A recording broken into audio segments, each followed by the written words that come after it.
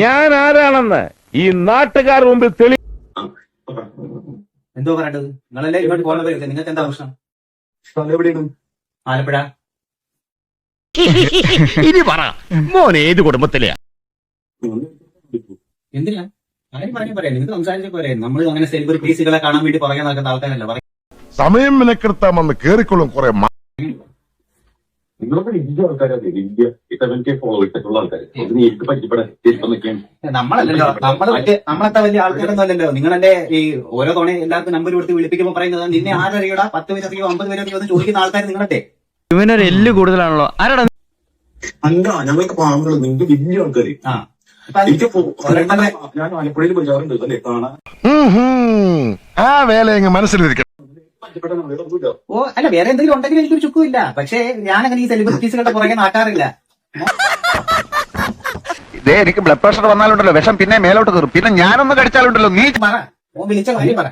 അല്ല, എനിക്ക് ആലപ്പുഴയിൽ ഇവനെ വെറുതെ വിട്ടാൽ നമ്മുടെ വംശം മുടിച്ചു. അപ്പൊ പുള്ളി പറഞ്ഞാൽ എവിടെയെന്ന് വന്നാൽ നമുക്ക് കാണാം, നേരിട്ട് പരിചയപ്പെടാനാണ്. എനിക്ക് നിങ്ങളെ പരിചയപ്പെടാൻ താല്പര്യമില്ല മിസ്റ്റർ.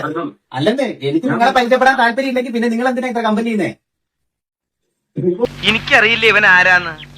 എന്തെങ്കിലും കിട്ടാൻ വേണ്ടി ഇവിടെ ഒളിച്ചിരിക്കുവാണല്ലോ, പബ്ലിക്കായിട്ടല്ലേ വന്നത് എന്തോ റിപ്ലൈ തന്നേക്കുന്നത്. ഒളിച്ചിരിക്കുവാണെങ്കിൽ എനിക്ക് ഫേക്ക് ഐഡിക്കകത്ത് കിട്ടാൻ പോരെ. നിങ്ങൾ ആരെയായി പേടിപ്പിക്കുന്നത്? കുഞ്ഞുട്ട കണ്ടാൽ ആള് പാവാ, കിടഞ്ഞ കിരിക്കാടൻ ജോസിന്റെ അപ്പനാ. ഞാൻ ഇതില് സൈബറിന്റെ വർക്ക് ചെയ്യുന്ന ആളല്ലേ. അപ്പൊ എനിക്ക് എല്ലാവരും ചെല്ലും കിട്ടും. നിങ്ങൾക്ക് പിന്നെ കിട്ടാത്ത ഡീറ്റെയിൽസ് ഒന്നും ഇല്ലല്ലോ. നിങ്ങൾക്ക് കിട്ടുന്ന ഡീറ്റെയിൽസ് വെച്ചിട്ട് നിങ്ങൾ എന്താ ചെയ്യേ? മഹാ ചെറ്റേ, നിന്നെ പോലെ മഹാ തെണ്ടികളെയും മഹാ എംബോക്കികളെയും ഞാൻ കുറെ കണ്ടണ്ടാ.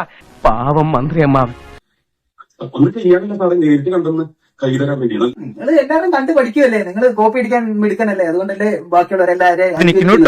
ഞങ്ങളൊക്കെ പാവപ്പെട്ടവരാണ്, ചെരുപ്പൊക്കെ നക്കി നടക്കുന്നവർ. മുഖത്ത് നോക്കി കാര്യം പറയാൻ നമ്മൾ ആരെ പേടിക്കണം? നിങ്ങളോട് ഞാൻ ചോദിച്ചു, ആദില നൂറ വിഷയത്തിൽ നിങ്ങളുടെ നിലപാട് എന്താ? ഇപ്പോഴും നിങ്ങൾ പറയുന്നില്ലല്ലോ. എന്നാ അത് പറ. അതാ നമുക്ക് കാര്യത്തിലേക്ക് വരാം. പറ.